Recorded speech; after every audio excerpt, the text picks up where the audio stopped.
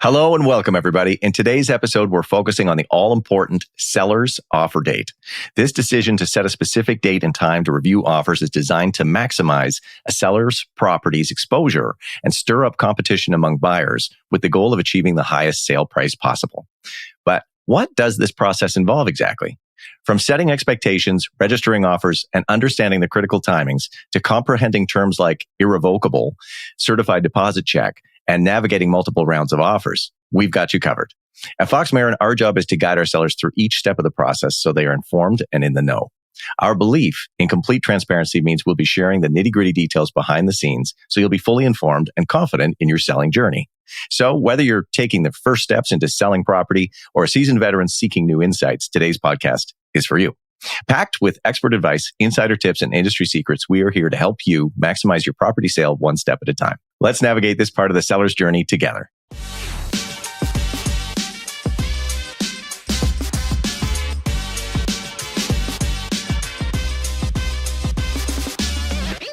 Here we go. It's the middle of July 2023. We are Fox Marin Associates, Toronto's most innovative and active brokerage in central and downtown Toronto.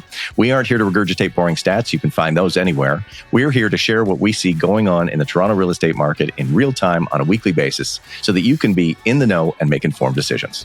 If you're interested in getting an up-to-the-moment opinion on what is happening in Toronto real estate right now and learning about what's going down boots on the ground before it becomes a stat, then you're in the right place. My name is Ian Busher, and I'm a broker with the Fox Marin team. Keep your number handy. This is Kori Marin, in-house hype girl and resident expert listing broker. And a good man to know, Mr. Ralph Fox, our analytical, investor-driven macro picture watcher. We do this every week, so hit that subscribe button and join us for the latest update every 7 days. All right. So let's dive deeper into the practical steps that sellers should anticipate in this scenario when their property is listed on MLS and the sellers are hosting an offer date at a specific date and time. The goal here is clear: attract as many potential buyers as possible. A diligent selling agent will be pulling out all the stops to ensure your property gets the maximum exposure. This means more views, more showings, and more footfall at your property, all translating to more written offers. The higher the number of offers, the greater the final sale price on the offer date, assuming all goes according to plan. Essentially, it's a calculated strategy to stimulate a bidding war, ultimately driving up your property's sale price. Kori, I'm going to hand it over to you. Do you want to kick off today's step-by-step guide to the offer date process for sellers? Yes, I do. So, I thought you might. I'm looking forward to chatting about this. I think this is going to add a lot of value for our selling viewers today. And just to give context one more time, we're looking at this specific strategy and conversation through the lens of the seller. And we're inviting our viewers into a call or a coaching call that we would personally have with our selling clients the day before they host an offer afternoon or evening on their listing for their home or their condo that they're selling with us at a specific date and time when we're having an offer review. So I think we just need to be very clear about who our audience is here, what perspective we're looking through, what lens we're looking at this through, so that everyone can understand the strategy. And I think this is going to be very helpful because every time we've had this conversation with our selling clients, they're like, oh my gosh, I had no idea this is how it all goes down. So we want to set up everybody for super success. And whether you work with us or not, I think you're going to find a lot of value in this step-by-step guide as to exactly what goes down behind the scenes. All right, you guys ready to dive in? We're going to talk process today. We're going to get nitty-gritty on all of that kind of stuff. You guys up for it? Born ready. I'm ready. Okay. Bring it on. All right. So it's important that we stay streamlined and that we're stacking this in order of how we do things. And again, as if we're having a coaching call with our selling clients the day before the offer date, and we're talking them through the process of the offer date itself. So let's dive in. So first of all, Ralph, what is the importance of sending out offer instructions to buyer agents the day before we host an offer date and time? And what do those look like and why do we do it? Oh my gosh. Okay. Well, I think it's really important because when you run as a listing agent, when you run an offer presentation, you need to really make sure that it's organized and structured and not a free-for-all. So I think it's really important to communicate that to the agents that have shown the property or may have interest in the property, outlining how it's all going to unfold and what expectations are in terms of timing and how an offer is to be presented and what is acceptable and what isn't acceptable. And then it's equally as important to share that with your sellers, with your clients, so that they themselves, maybe having gone through this process for the first time, can understand what the outlined rules of the game are and what the expectations are from other agents. And that email will outline when offers have to be registered by, when they have to be presented, when they have to be sent in, when they are going to be presented. Generally, the way at least I can only speak for ourselves, like to run our offer nights is we don't want this to go back and forth for hours and hours and hours. We want to be very clear to come in with your highest and best with the intention to get it done in one shot. And only if offers are close will we reserve the rights, or the sellers reserve the right to ask parties at their own discretion if they want to improve. So I think it really sets a good outline and tempo as to what the expectation is. And then there's basic housekeeping things like have all of your documents together in one PDF as opposed to 17 PDFs that you then have to put together like Frankenstein to try and get sense of what the actual agreement looks like. So it's very good because it gives structure, it gives organization, it gives context and a level of expectations for all parties as to how things are going to go down and what to expect. Now, that doesn't mean that is actually what's going to happen, but it's a very good starting place with which to work from. I love that answer. And so do all agents send out offer instructions, Ian? No. Okay. Not necessarily. But I would say a good percentage of them do. A good agent does it. The good agent does it. And the message is typically very consistent. So from agent to agent, it will list, just like Ralph was saying, things like how we'd like it to go down, what we expect. Please bring your best offer. And one thing I think it needs to be said too, I mean, it's in Toronto, it's very much a seller's market. So typically there's a seller's wish list of this closing date would be preferred. And please make sure you bring a deposit check.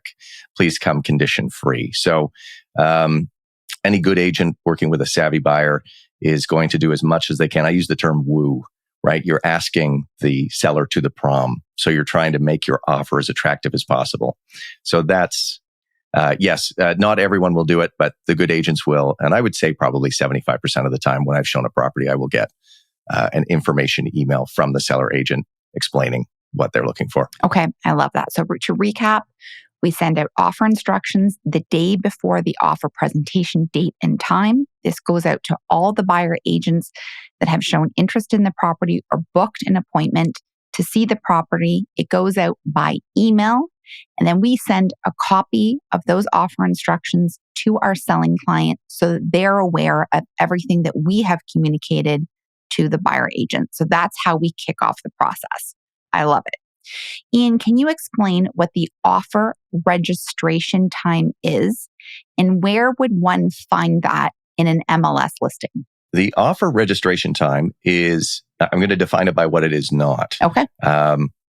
Basically, we're looking for you to submit your offer at a certain time, but in advance of submission, we would like to know that you're coming. So that's what the registration form is for. To give you a couple of numbers by way of example, we might be looking for you to submit your offer at 6 p.m. by 6 p.m. via email, but register by 4 p.m. Okay. And the reason why they're registering is so that other offers are aware of how much competition is coming. Yes. So the courteous, the organized and the courteous will actually follow that instruction, which can be found in the broker remarks of a listing. Sometimes some will, and I usually warn sellers that, sometimes people are late. So people are working, people are in meetings, they don't get the signatures they need on time. Registration can be late and that's fine, but I always appreciate agents that get their registration in on time because that levels the playing field. It's fair and courteous to everyone else to say, I'm coming too. And then people can make adjustments to their offer based on how much competition will be there. Okay. And the registration itself is actually a document called the Form 801. And I often use the terminology, it's like a title page for the offer. It's a commitment that the buyers have signed that they will be coming forth with an offer at a specific time on that date. And then that Form 801, the title page per se, is registered with the listing agent and their brokerage. And the brokerage keeps count or formal count of how many offers are technically registered on the property. And this is another way for us to create some, what's the word I'm looking for? Legality around the amount of offers registered. So there are no phantom offers per se. And I think there was some concern before this formalized documentation came into play that listing agents were often being over exuberant as to how many actual offers were registered on the property, which was often driving up the prices and the bids. And in this way, now that we have signed documentation that needs to live with the listing brokerage as proof, then this way we're keeping everything tempered and under control, fair and formalized. Okay.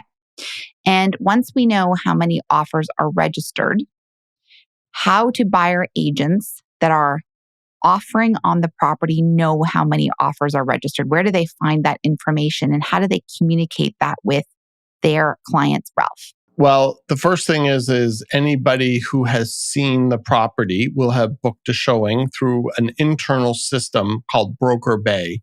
And through Broker Bay or via email or text, a listing agent will keep all parties apprised of how many offers have been registered. So there will be a running count. And so many times on the buy side, we'll be texting our clients being like, okay, we're up to 8. Oh, 9 just came in.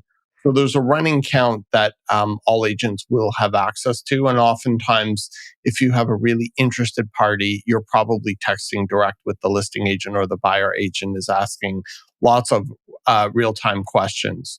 So that information is communicated in real time via the broker-based system or the listing agent. Perfect. And you can also log into the system, into Broker Bay, and you can see the amount of offers registered. And if you're old school, you can also call into the listing brokerage and ask the front desk how many offers are registered on the property.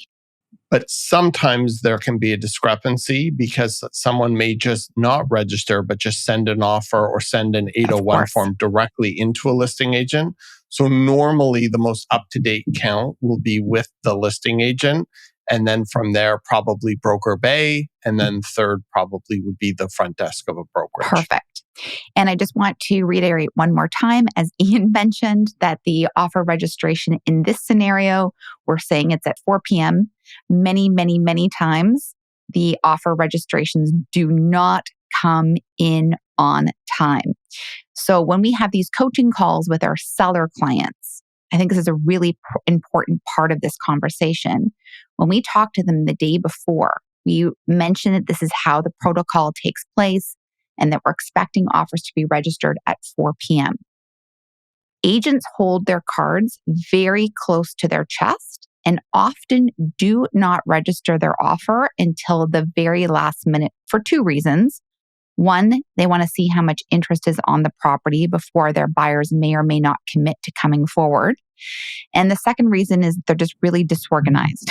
So, mostly the latter. Yes. So oftentimes selling clients out there that are listening, you might not hear of any offers all day long being registered on your particular property until the very last minute.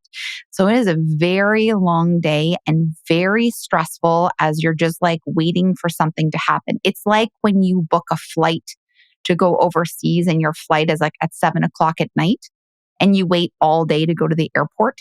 you're just like waiting around so that you can get into your Uber so you can finally get to Pearson. It's the same sort of feeling. You're just like waiting for something to happen. So none of the nuts and bolts really start taking place until that registration time, which you can find in the broker remarks as Ian discussed. And then also noting that everyone seems to register last minute, if not late. So now we know that the offers need to be registered at a specific time. And in this scenario that we're using as an example is 4 p.m., the information about how many offers are registered are living within the system, and the listing agent knows how many offers are registered. In the broker remarks, it now suggests that offers need to be submitted, which means the offer package itself by 6 p.m. in the scenario that we're talking about. What does that mean exactly, Ian? Offers need to be submitted by 6 o'clock.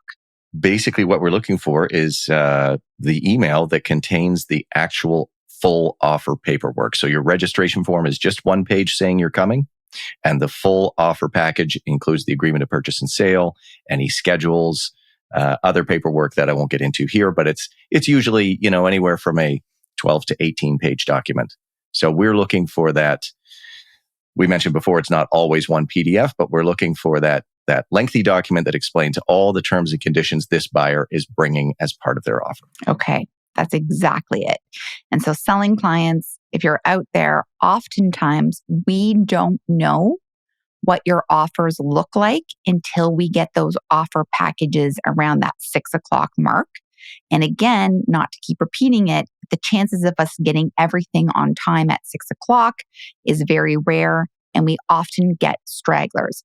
Ralph, can you talk a little bit about the stragglers here and like how delayed some agents are getting us that full, complete paperwork package? Sometimes they can be very delayed. Oftentimes you will get a phone call or a text saying, hey, my client just got out of work and I'm in showings and I won't be at the office for 35 minutes. I'm hustling to try and get this into you. I'll get this into you as soon as possible. And then 35 minutes becomes 45 minutes, which then becomes 50 minutes, which then becomes an hour. And there you are waiting for this last straggler to come in. Sometimes there can be several stragglers. Sometimes you can get an incomplete offer and you could be waiting for the balance of the offer to come in. So there's all types of variables. I think the most important thing to know is that it's not a hard and fast rule or deadline, and offers do, and most of the time, often come in after that deadline. And so I think as a seller, it's really important to be prepared to know that this isn't going to be necessarily neat and clean despite the best efforts of an organized listing agent. I think too, Kori, if I might add, Yeah, of course. it's important for both buyers and sellers to be aware of this fact too, right? Because if you're on the buying side, it can be the same thing. You might think that you're alone and 2 or 3 more offers show up an hour after registration. So sort of take nothing for granted. Mm-hmm. We set these rules to try to stay organized, but oftentimes it kind of falls apart and things come in late, and Yes. we don't know exactly how it's going to happen until it's happened. Yes. And there is nothing legally binding anyone to do anything at a specific date and time, despite the best It's of not intentions. a closing door. Yeah. Mhm. And I think people think that it's not fair. Like, so they're like, oh, well, everyone's package was supposed to be in by 6 and now it's 7. It's not fair that this person gets to offer now. And it's like, it's in the seller's best interest that they look at the full broad range of offers that are coming in. We are going to choose to wait and see what agent X, Y, and Z needs to bring to the table or can bring to the table. Now, how long do you wait around for offers? Like, what's kind of a good litmus test for that? Like, somebody's like, yeah, I'm really busy. I'm getting to it. Do you wait half an hour? Do you wait 2 hours? Do you wait 3 hours? Or you just wait based on your instincts that evening, Ralph? Well, at the end of the day, you always follow your clients or the seller's direction. And sometimes we've had elderly clients and they have to go to bed by a certain point. Yes. They just can't stay up to deal with it. So there's a lot of variables that can determine how long you will wait for that offer to come in. But the other thing I just wanted to take a step back with and acknowledge is generally the good agents are the ones that come in within the deadlines and follow the directions. And if there's $100,000 spread between a late offer and an on-time offer that's done properly, that's one thing. But if they're close, you're always going to be rooting, and your seller will always be rooting for the people who have come in cleanly, on time, and in a structured manner, because a lot can happen from the time an offer is accepted to close. And generally, a good agent and a good buyer are going to be theoretically easier to deal with if there's bumps in the road than somebody who's completely disheveled, disorganized, and can't put paperwork together. So all of these things do add up from a seller's or listing agent's perspective. But you are going to try and be as reasonable as possible, especially if a buyer agent is being highly communicative or stressed. I mean, we recently had a situation where we had an older agent and she couldn't work the electronic signature. And we literally sat around for 2 hours and she had to go to her office and get somebody to help her. And it was a whole thing. And so she was trying. And so we were giving her the benefit of the doubt. Her offer wasn't the one that won. The one that won was the one that followed all the rules and came in on time. And so oftentimes the better offers are typically from the better agents who know how to be organized and follow through. And it's much easier in today's age to submit on time because we now have electronic signature and everything is submitted via email most of the time. I know when we were all started in the business, we were presenting in person, sitting with our clients in cars, having everyone hand sign everything because electronic signature was not accepted via legislation. And then we would all either use our turbo scanners on our phones to scan documents from our phones or find like a local Kinko's or like a FedEx so that we could scan things back and forth. So the fact that we have electronic signature and everything's done through email now makes it quite effortless to get things done on time and on the go because buyers can literally sign documents from their phone. And if there needs to be I don't know about you two guys without dating yourselves, but I've faxed offers. I've faxed before. offers as well. Yeah. So there you go. I know. Some of our viewers are like, what is a fax? I think it's funny that MLS even still has a space for the fax number. For a fax number? Yeah, I'm like, this is obsolete, is it not? Okay, this is really helpful. Okay, I really love that we're breaking this down. I hope everybody who's listening is tracking exactly what's going down. Okay, so we've got all the offer packages finally in our inbox, even if we've been waiting for some stragglers to come in. So now we've got, let's say, for the sake of this scenario, we have 8 offers. We've got the 8 offers, and what we do at Fox Marin is we take all the 8 offers and then we put together a Google Sheet, which outlines the highlights of all of the offers. The highlights include the obvious, but I'm going to break some of those things down. Who the buyer agent is, who the buyer brokerage is, their client, and then we'll list all the highlights of the offer itself. Obviously, the price, the deposit, the closing date, the title search date, if there's any conditions or not, if there's anything odd or strange in the offer that we need to highlight that we might not have seen or a strange ask per se. And we'll also include a column if the buyer agent has included a copy of the certified deposit check or not. So this is a summary of all the offers. And then obviously, because we're in Google Sheets, we get to sort it from lowest to highest or highest to lowest. So we can see everything from a macro vantage point, which is really helpful because it's really quick to see who stands out from the crowd and who doesn't. So we've got some like low offers and high offers and people in the middle. Ralph, can you just give a little bit of insight as to the delta we've often seen between the shittiest or lowest offer and then the best and highest offer? And what do those differentials look like? You can see massive discrepancies between the top offer and the lowest offer, from paperwork to conditions to price. I mean, it's all there. And you could see a discrepancy depending upon the asset class. In low rise, we've seen $300,000-$400,000 spreads between the top offer and the bottom offer. We've seen paperwork come in that is illegible and not complete.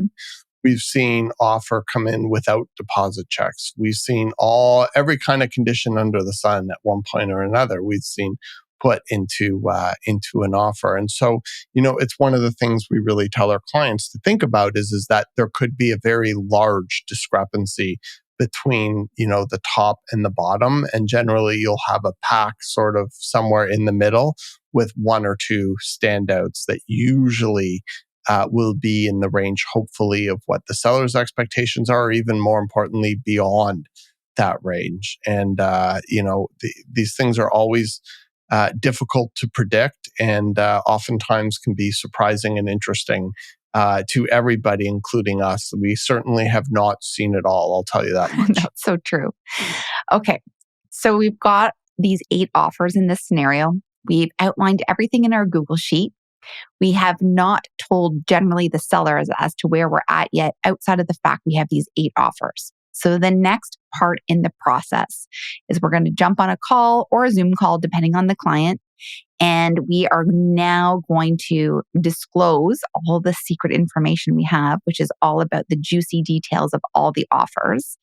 And we're going to present the offers to the sellers, which is our fiduciary duty to the seller to present all the offers. Ian, how do you go about presenting all of the information in that spreadsheet to your selling clients?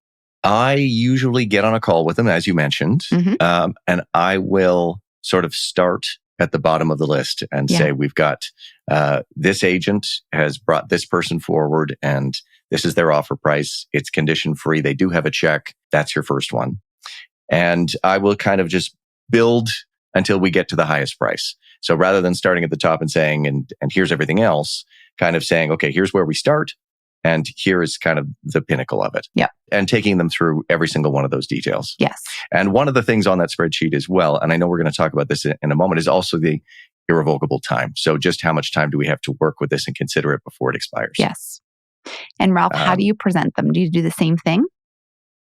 Yeah, I like to make it as fun and dramatic as possible, especially if you have that one killer or couple killer numbers, because you know what they don't know at that point, that they're going to get a really good number. So it can be really fun to sort of take them through the offers that are presented and walk them through, where they're at. And then obviously to let them know, hopefully, that the winner is going to be a record-breaking sale number. Yeah, we make sure they're very clear on that. And then we send them that list after having reviewed it with them so that they have it along with all the offers.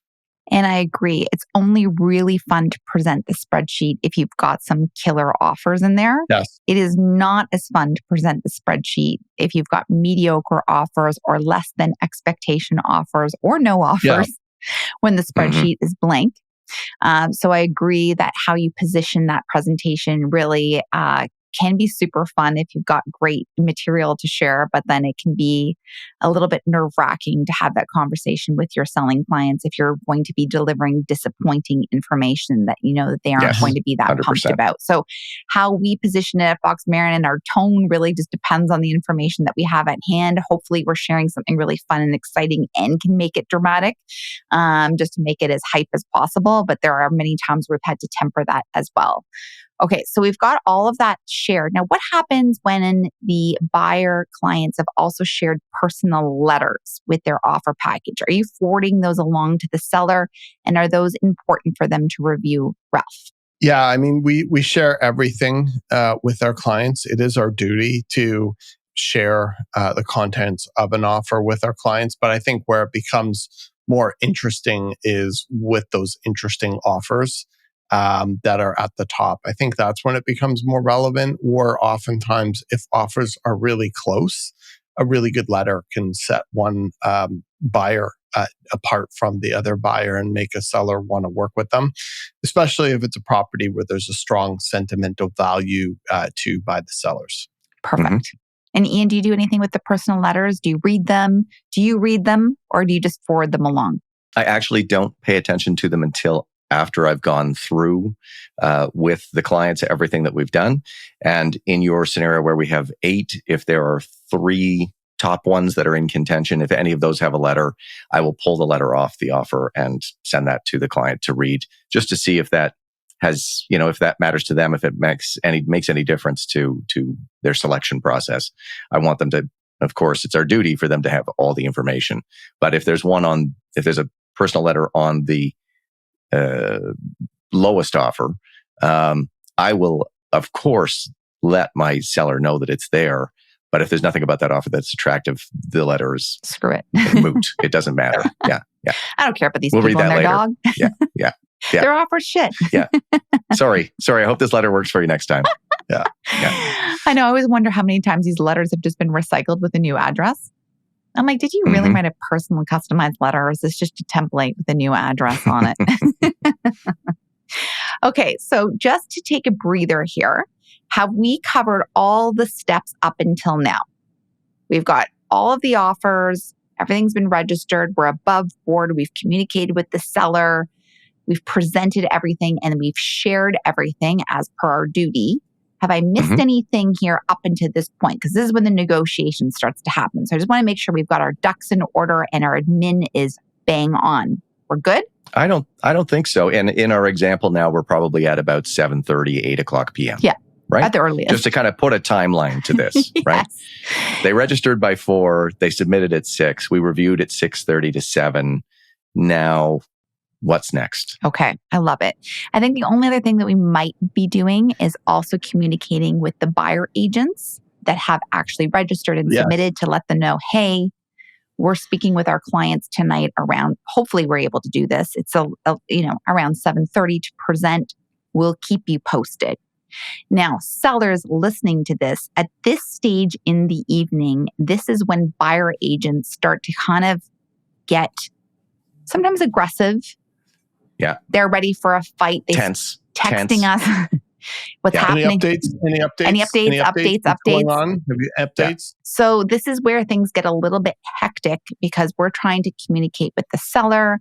There's buyer agents. Some are emailing, some are texting. If there's multiple agents involved, if say, for example, Ralph and I are both on the listing and we have a listing coordinator, the agent's messaging all of us at different places, email, texting, calling.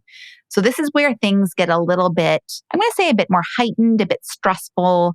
We've got to stay organized. We want to stay really calm. We want to be really communicative, and we want to respect both sides of the negotiation process. But for buyer agents listening out there, please don't harass the listing agent right away. Give them a second. It's a lot going on, paperwork, organizing. We know where to find you. Yeah, we know where to find you. Just breathe for a second.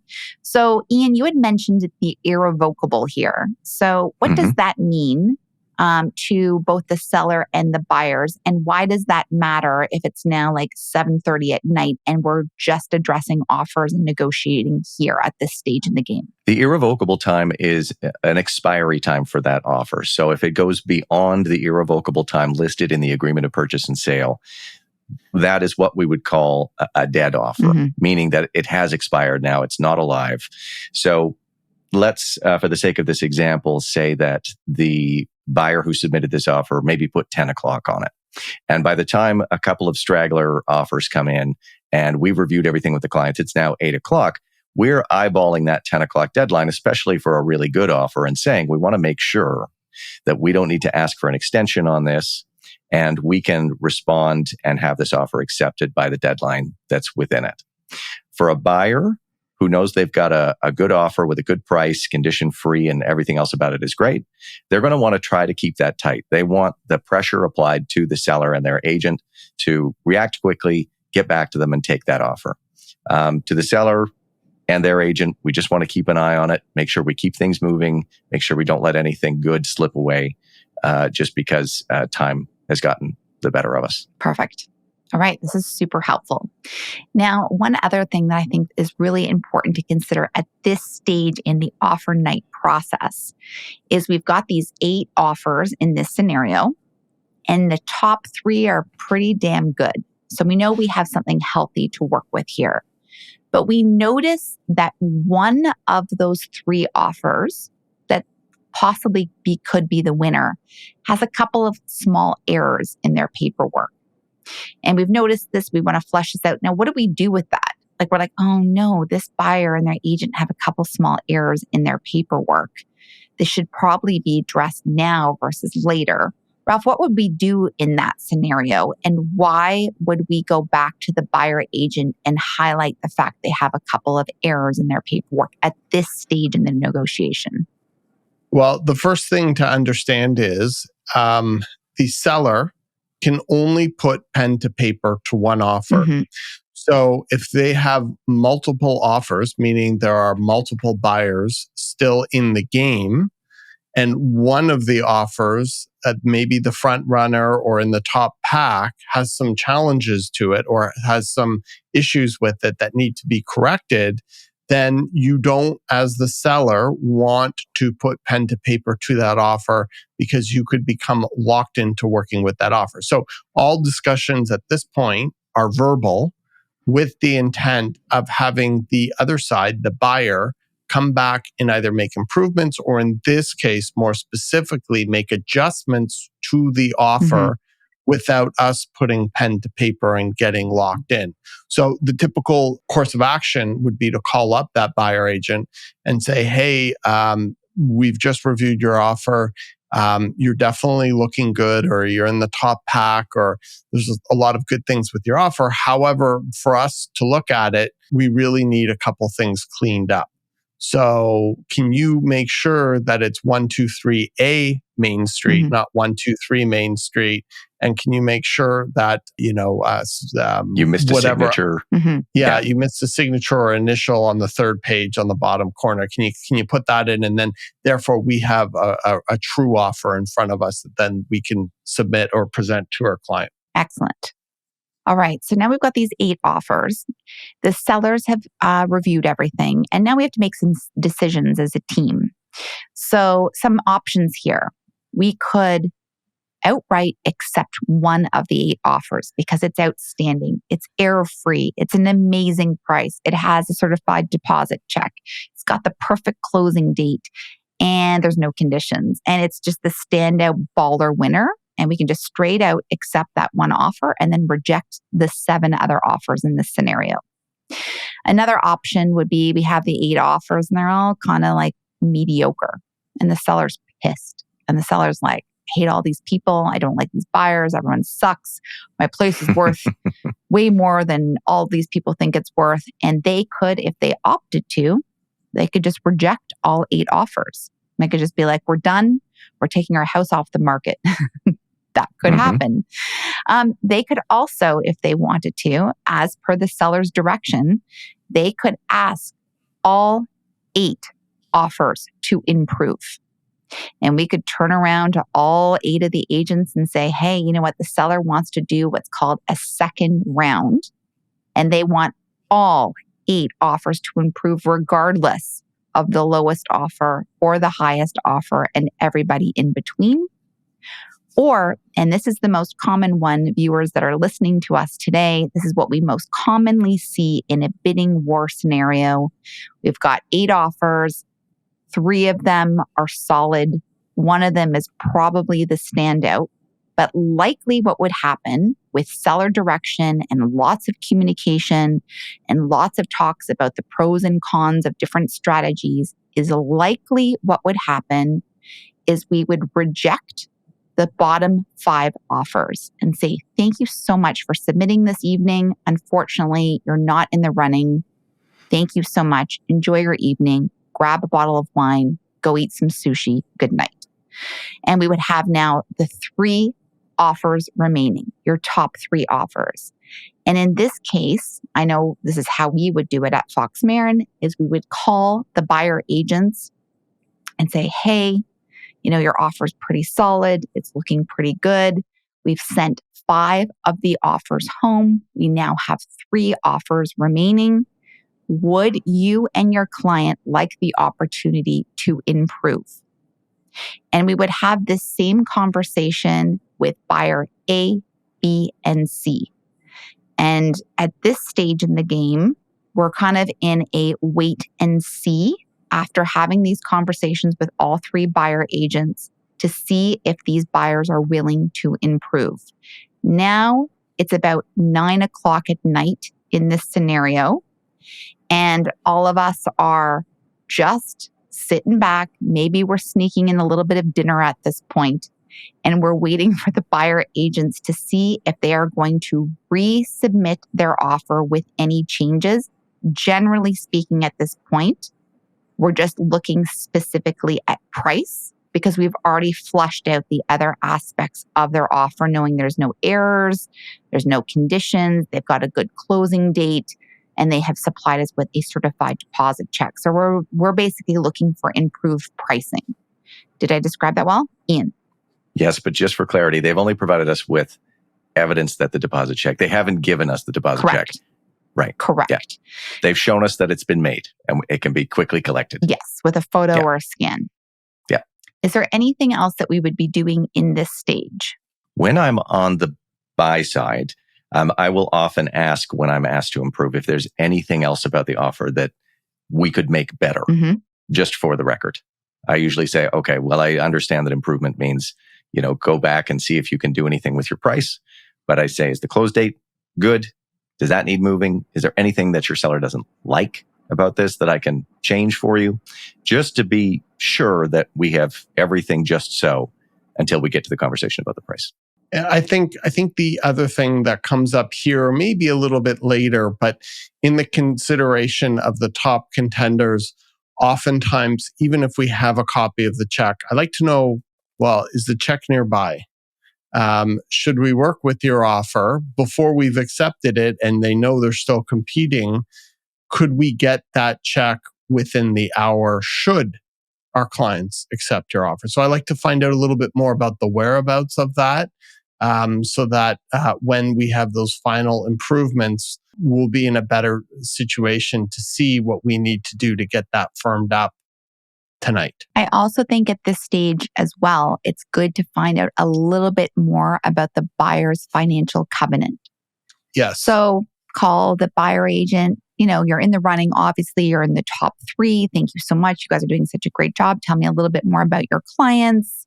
And then you're like, you hear that they've got great jobs. They just sold their condo. They've got 20% down and their parents are helping them buy this house. This is their dream. And you're like, I'm feeling the warm and fuzzies about so many things here. Like they've got the 20%. That's huge. They just sold a condo. So they've got equity. The parents are in the background as a backup. Like there's lots of good things. Like we're feeling good about this. The buyer agent has been very communicative and professional, on time with their registration and offer package. So this is where there's a little bit of coordination between the instincts and the administration aspect that go beyond just what's on the paper. And we start feeling through things like the deposit check and how close by is it? Is the buyer agent willing to drive it over to us within the next 20 minutes? All of these things. Okay. Just one thing I'd like to add that you were talking about, just add on top of it, is sometimes, we'll see a monster offer. Like, let's say we felt the property was worth in the range of $2 million and we get a $2.3 million offer. Clients might be celebrating, but we're like, this probably might not appraise. So let's calm down here a second and let's see what additional information we could find. Because while this is an awesome offer and we can accept it, maybe even get a deposit check, if it doesn't appraise, how are we going to be assured that it's still going to close? And so the bigger the offer, the more questions as a listing agent you're going to want to ask just to make sure if there's an appraisal discrepancy between the sale price and the price a bank would value it at, that there's some type of a backstop there or there's a larger deposit going into the property to ensure that it will close. It's a very good point. Very good point. Okay, so in this scenario again, we've got these 3 buyer agents and their buyers all hustling and making considerations about their offer. How long do we have to wait around, Ian, for these buyer agents to make improvements to their offer? It's now like 9:00 at night. How long does this take now? There can be a pretty big spread between them. Some agents will have their clients on the speed dial. It's a quick conversation. They were fully expecting it. They were prepared for this. And within 10 minutes, you could get a brand new offer with an adjustment made to it. Sometimes though, we've waited 45 minutes. I think it's a painful conversation to get somebody to add a little more money to it. And you as the seller agent sort of need to, now the roles have been reversed and you're the one harassing that buyer agent to say like, hey, chop, chop. We're going to, we need to get this done. We need this in. Things are, we're running out of time. You're running out of time. So if you're going to make a move, do it now. Yep. So I would say, I don't think I've ever waited maybe more than 45 minutes, but the 45-minute ones are that's, you're like, come on. How long is Come on. taking you? But yeah, I would say anywhere from 5 minutes to 45 minutes is probably the range to get an offer adjusted and sent back. Okay. I think this is very helpful. So in the scenario where we've got these 3 offers, one of the offers has made no change to their offer and they've decided to hold pat. 2 of the offers improve. How and what do you need to communicate with your selling clients? And what do you need to communicate to the buyer agents, Ralph? The most important thing is to let the parties that are still at the table know that other parties have improved and give them the opportunity to improve on top of their improvement should they choose to. Because sometimes if no one's improving, then it's kind of like a stalemate. So everybody should have the opportunity to know if anyone has improved, to then have that opportunity to improve. And that is also in the seller's best interest, which as the listing agent, you're always looking to do. So then you would tell your sellers and communicate to them, Agent A has improved with their clients to this number. Agent B has improved to this number. And Agent C has decided to stand pat. They've all been aware of everyone's improvements. And it looks like at this point in time, this is going to be the best that we have to work with. You go through it with them, and then hopefully you get some type of consensus or direction from them as to how they would like to proceed. And this is where I find things moved from paper to buyer agents trying to move to verbal. So the buyer agent and their clients know they're getting close to winning. And it's almost like everyone wants to scrap the protocol all of a sudden. And there's a little bit of hysteria that starts to happen. And the buyer agents call and they'll be like, just tell me what to put down. Just tell me the number. And they're trying to elicit information from the selling agent to get direction from them. They're trying to get information. They're kind of harassing you a little bit. And I think it's really important that the selling clients that are listening and the buying clients that listen know that we cannot disclose anything about the other offers. We can only disclose how many offers are remaining and if offers have improved, but we can't coach buyer agents as to what number they need to be at or what they need to do specifically to improve.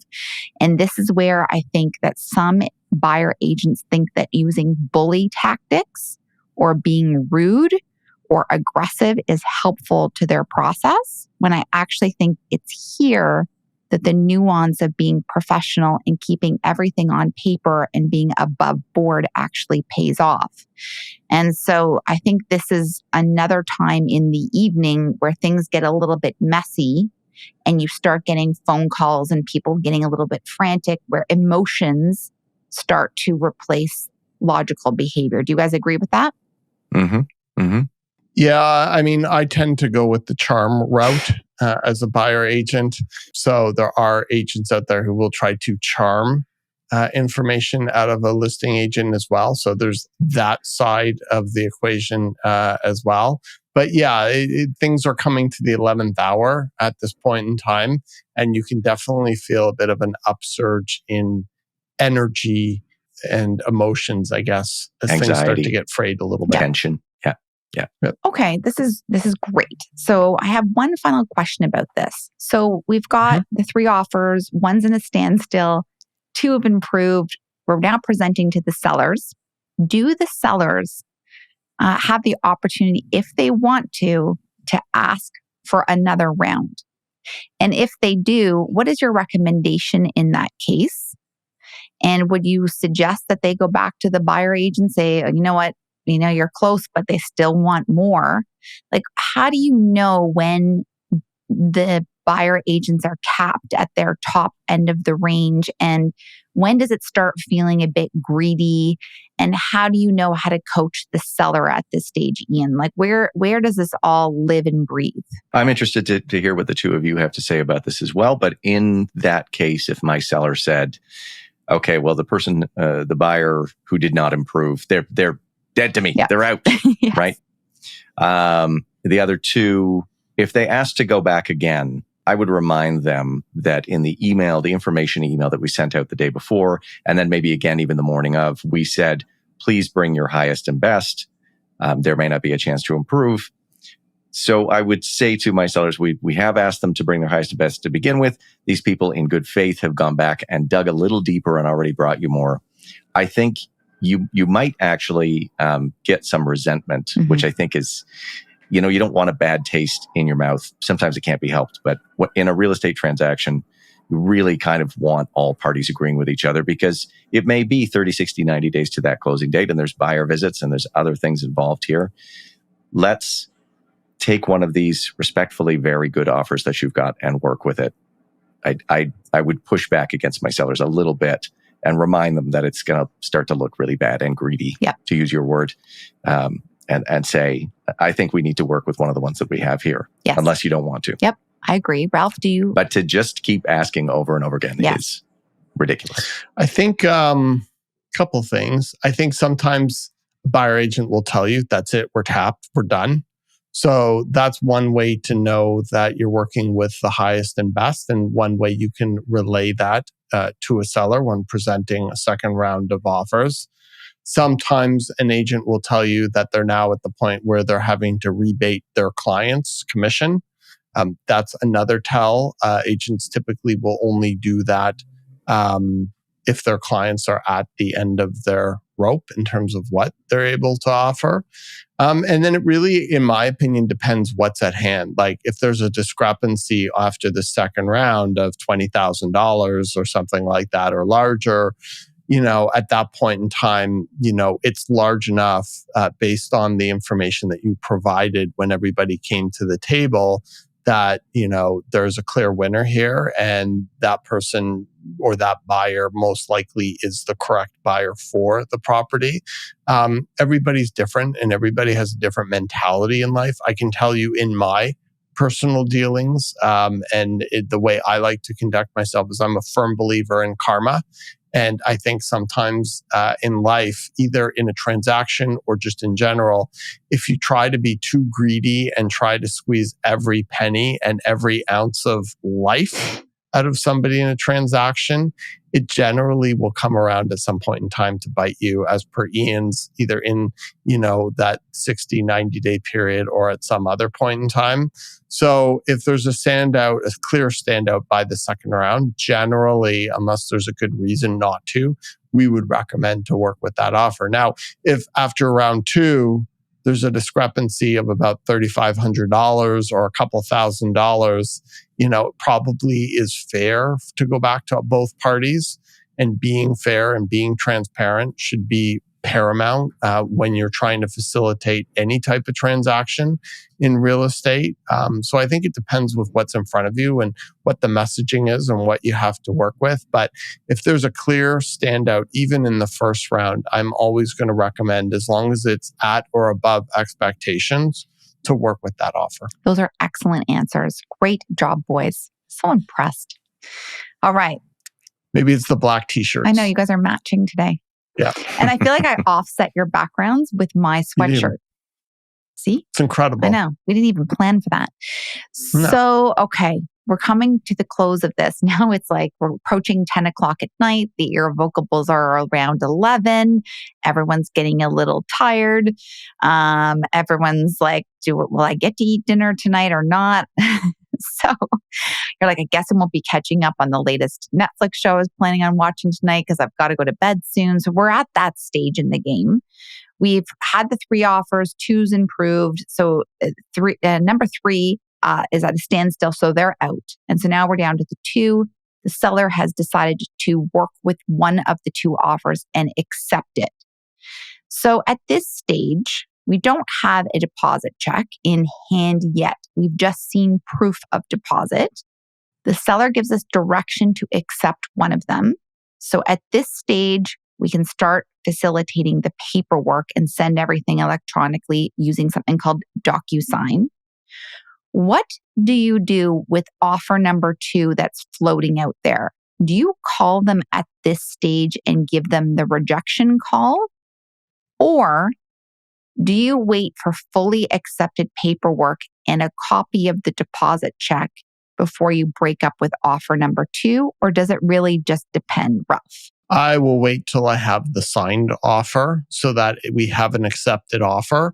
Then I will call as a courtesy the second highest offer and talk to the agent and let them know, listen, we've decided to work with another offer. We have the accepted offer. We are making every arrangement to get the check this evening. Thank you so much. And thank you and your client for your time. And if for some reason that deposit check doesn't come in or this doesn't firm up, you will be my first phone call to let you know that this deal has not gone firm. But I definitely don't feel it's professional to the agent or to their client to keep them waiting for no reason. And I think it's really important to try and be as efficient with and respectful with everyone's time as much as possible. Ian, you're nodding, so I'm assuming you agree with the same protocol? Yeah, that's 99% of the time. Absolutely. The exact same thing. Trying to be courteous, respectful to everyone. And making those calls is really hard after somebody's really done a great job and worked their butt off over the last 3 or 4 hours, maybe even the last 3 or 4 days to bring us a decent offer. Or 3 or 4 years. Or 3 or 4 years. There can only be one winner. And sometimes it's really hard to make those calls. Yeah. And as a listing agent, you understand what it's like to be a buyer agent and you understand what's gone into what it's like to be on the other side. And so when you're making those calls, it could be accumulation of days, weeks, months, years of blood, sweat, and tears that has culminated into another unsuccessful offer for somebody or their client. In some ways, it's almost easier to be let go early and told, you weren't even close, than to be the bridesmaid. Right? Yeah. Now you can go have dinner. It is the worst call to make. The worst. I always make Ralph do it. I'm like, oh my gosh, I hate it. The only thing worse than making that call is getting that call. Yes. Yes. Yeah. Very good point. And then a question about that. Do you ever have agents get really pissy at this point when they are like the second or third offer and get really rude? Yeah. Ian, you have. Yes. You had one that was screaming at you for days. Yep. Yeah.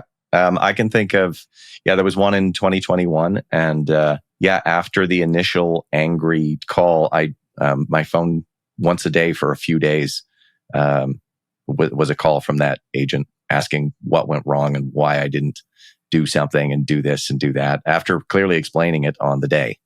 And then another one more recently was sort of, so frustrated and just really, really, it's unfortunate. It does happen, and we try to be as professional and courteous as we can, but sometimes people just get really emotional about it and upset and ticked off. They get so ticked off. I have been yelled at so much in these scenarios, and I am like, buddy, you are yelling at the wrong person right now. And we have been transparent about this process from the beginning. We could not have handled this more professionally or more honestly or more fairly. And you yelling at me is going to have no payoff down the road, because if you ever offer on another one of our listings in 2 years or 5 years or 10 years, I will remember this behavior. Act like a professional. I know it sucks. We've all been there. All of us have been there. But you being rude to me is not going to service you or your client today or 10 years from now. So I'm always amazed at how escalated it can get and how venting to the listing agent, it just was only a disservice to their buyer and the relationship with the listing agent in the future. So buyer agents, if you're listening to this, yelling at the listing agent is going to be a complete disservice to you now and forever. It will achieve even less than zero. Yes. Right? Yeah. It's a negative impact on that day and a negative impact potentially down the road Yes. too. Like, think about your actions. Yes, please. Yeah. Okay, so now we've got the accepted offer. The seller's ecstatic. They're so pleased. They had the 8 offers. They got all the drama. They got to do the second round. They got to see the improvements, everything every Toronto real estate seller wants to experience when they get to be privileged to a bidding war scenario. Now we have the accepted paperwork. It's in our inboxes via electronic signature. And now we're on the hunt for the deposit check. Ralph, do you call the buyer agent and say, like, can you send me the deposit check now? And how do we get it? And like, what does that look like? There was a movie, I think like in the 90s, maybe early 2000s, called The Hunt for Red October. Oh, yeah. The Sean Connery. Yeah, it's the same thing. It's the hunt for that check, which starts the second you have an accepted offer, because that offer does not become firm, provided there are no conditions, but it does not become firm until you have that deposit check in hand or tucked away nice and safely into a trust account. And so we make every effort humanly possible to get that check in that evening as soon as possible so that we can tell our sellers, congratulations, you're not just accepted, you are now firm. Yep. And the money's in the bank or will be in the bank first thing tomorrow morning. Amazing. It's the best. And like, we've all driven across the city at now 11 o'clock at night, Mm-hmm. you know, to faraway places like, I don't know, the beaches or Brampton or Mississauga. We've gotten on highways to go collect a check to make sure that this gets done, because it's in the seller's best interest that we have that deposit check. So I know all of us can't sleep at night until we have that deposit check, and it really isn't celebratory until we truly have it. And so the MLS listing will remain as new until we get that accepted paperwork back and we have a copy of the deposit check with receipt. And then at that point in time, we can flip the MLS listing to sold.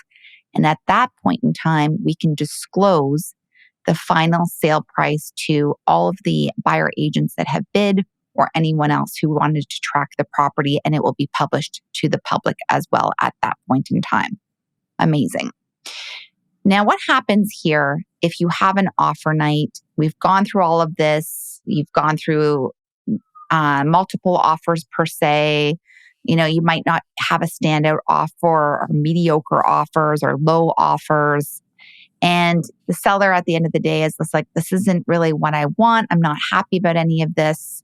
I'm going to reject what we have in front of me tonight. And I would like to proceed with considering other offers in the future. None of these are meeting my expectations. What do we do in that scenario, Ian? And what does this look like from an admin side? And then what do we do with the MLS? And like, what happens when the offer date doesn't flesh out the way we're all hoping that it would? Having just had this happen to me recently with one listing, I can sort of use that as the example here, if that's all right, to break it down. But we had a listing. I won't go into any of the details about it. Don't worry about that. We had pretty good interest in it, but then when the offer date rolled around, circumstance led to we had 3 offers, all of them actually quite similar to each other, but probably 8-9% lower than what we actually thought the value of the property was. So I called all 3 of the offers back after, of course, consulting with the client. I'm going to leave out that every single step of this was okayed with my client first. Let's just assume that that was done. But called all the agents back and said, we've got 3 offers. We're going to do a round of improvements. Everyone improved, but only the slightest little bit. It didn't really have much impact. So after a conversation with the client, I said, you've seen our recent analysis of pricing. You know what's going on with the market. You know, what would you like to do? And if you'd like my opinion on it, I'm happy to share it. This can be a conversation. And we decided we were going to relist the next day for the value that we thought, rather than accept any of them. I had to call all 3 of those agents back and say, this is our plan. We're going to go back to market and wait for someone to come along who's willing to pay a price that is closer to what we think the real value is. And I've had that situation before. And oftentimes I'm bracing myself to have one of those agents that's really irate that says, you're dumb. This is a big mistake. You're leaving money on the table. You should take my offer. It's great. You're never going to do any better. Blah, blah, blah, blah, blah. In this case, luckily, the agents, all three of them said, good for you. I agree with you. I was trying to get my people to see the value because I agree with you. But they were spooked by this. They were scared off by that. This is the maximum of their budget. It was the best that we can do. And I'm sorry that we can't come up any higher. So that was refreshing. But at the end of the day, if your seller is not getting what they're looking for, then the next step would be to inform all the agents like I did in that example. Let them know that you're going to change gears and come back out the next day. So administratively, you would then the next day terminate the listing and create a new MLS listing. Some agents will opt for just doing a price change. Yes. I think it's kind of tidier to simply go into the MLS, terminate the old one, start up a new one at a new price and begin fresh. Totally agree with that. It's very confusing when you see a price change, specifically with a property where it's been listed low for an offer date or set up for an offer date scenario or bidding war scenario. And then if it doesn't flesh out, the listing agent increases the price. And it's very confusing to the buyer pool out there. So yes, it's definitely in the seller's best interest and buyers for you just to terminate and relist as a new listing. And you're listing at what you feel its market value is or close to. And that is a typical thing that you will see in Toronto. And buyer agents that are tenured understand that if they see a new listing for a property and the price has gone up since its former listing, it likely means that the offer date didn't flesh out the way everybody was hoping. And the listing agent has just had to shift gears and relist close to market value. And this is a typical thing that we see all the time. And it's nothing for anyone to freak out at all. Ralph, do you want to add anything to that? Yeah, I think it's important to acknowledge that when we're having conversations with sellers, when we're in early days and that conversation the night before we take offers is really to fundamentally remind them that they don't have to accept any offers that they don't want to. And even though that's logical, I find that there's a big emotional relief when you tell them that, because there's an implied pressure. Well, we wanted this, we put this much as a list price at $2 million and we got 3 offers at $2 million, but we really wanted 2.4, knowing that they don't have a moral or legal obligation to take those offers under that strategy. You feel a tremendous amount of relief. And so it's really important in these conversations that we're sort of opening up in this dialogue here with our seller clients is for them to know you don't have to accept anything you don't want to. And it is fairly often Ian's recent case in point, where properties for whatever reason don't actually sell on offer day and they just come back on market. And it's a very typical part of the process. And we're seeing that happening more and more as the market is starting to shift a bit, where we have offer day or offer night failures. And then the next strategy comes, which is relist at a higher price. And most oftentimes, usually within a few days of that, the property generally will sell. Yes. Either one of the buyers who offer on it with their agents will circle back. And sometimes someone will come out of the woods and say, listen, we really love the property and we understand the pricing. We just didn't want to compete. If we can do this one-on-one, let's make a deal. And so it's just really important to reiterate to sellers or to anyone watching this that this is just part of a typical strategy. And when that strategy doesn't work, it's not the end of the world. No one should be making any decisions under duress. And there are follow-up steps that will help eventually get that property sold that are not atypical or severely outside the box in terms of the Toronto real estate market. That's very helpful. I think also in these pre-offer date coaching calls that we have with our sellers, I think we have a very good pulse on the interest on the property the day before.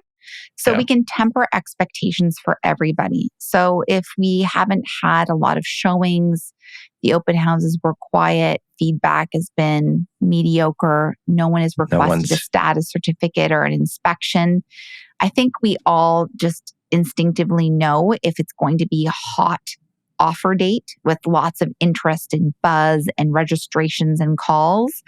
And we also know instinctively when it might be quiet. And then we can coach our clients well in advance and be like, I feel like there might be crickets out there. If we can get 1 or 2 offers, and that's great. If we don't worry. There's a backup plan and we've got you. Yeah. But I think that if we are doing these coaching calls, when we do these coaching calls, we do have a good litmus test on how things are going to go either way. And generally it's like, is anyone calling us? Are we feeling the buzz? And if we have no buzz, it means it's going to be a little bit of a poopy day, not the most fun day to have. But I think setting expectations the day before is just a super helpful thing to do. And it just brings everybody down to a nice even keel so that we can strategize accordingly. Anything else that you both want to add to the actual step-by-step guide to offer dates? Any tidbits that would be helpful for the selling clients that are listening to this? So we've covered a lot of groundwork, and I think this has been very helpful. I don't think so. I think we've gone through it. Yep. Pretty effectively. Yeah. Ralph? I think the only thing I would just end with is that oftentimes if this is the first time going through this process, or even if it's your second or third, it's hard to wrap your head around it because you don't have a lot of other experiences financially or from a business standpoint that are relatable to this. And the reason is because we are very deeply in the seller's market here in Toronto, even as the market starts to cool a bit. And then what happens is in that environment is demand far outstrips supply. And as a result, we have these blind bidding offer scenarios with properties listed below market value as a listing or marketing price with the intent of it selling at or above market value due to blind competition. And so it's just important to acknowledge to anybody listening to this or to the sellers that we work with that this whole experience is very atypical from anything they may have experienced before. Or even if they've experienced it before, it could unfold in a completely different way because the supply and demand skew is so out of whack. The market behaves differently and unlike any other market you've previously experienced. And so I think giving them that context and making sure you're able to guide them through the process and having somebody considering going through the process, trying to understand how it works as much as they can in advance will be helpful so that you're not nervous or second guessing or white knuckling the experience, as opposed to trying to make long-term strategic, rational decisions that will set you up for the next transition in your life. Thank you, everybody, for joining us on today's episode where we've delved into the all-important seller's offer date and the step-by-step process. At Fox Marin, our commitment is to make sure you're never in the dark, ensuring you're fully informed and confident on your selling journey. We hope that today's episode has been enlightening for both those new to selling property and those looking for further insights. This journey involves strategy, patience, and timely decision-making, and we're glad to be your guiding force through it all. Remember, our team is here to simplify the process, offer expert advice, insider tips, and even share a few crazy stories along the way. Thank you so much for joining, and we'll catch you on the next episode. Kori, what do you always say? I say, contact us because we're nice. We are. And Ralph, can you take us home with your favorite thing to wrap up with? Oh, absolutely. Listen, thank you so much for watching our video. Hopefully you've picked up a couple pointers along the way. We love you. We'd love to hear from you. So if you could do us a solid and smash that subscribe button or like button down below, feel free to make a comment and we'll see you next week. Thank you so much. Thanks. Thank you. Bye. Bye.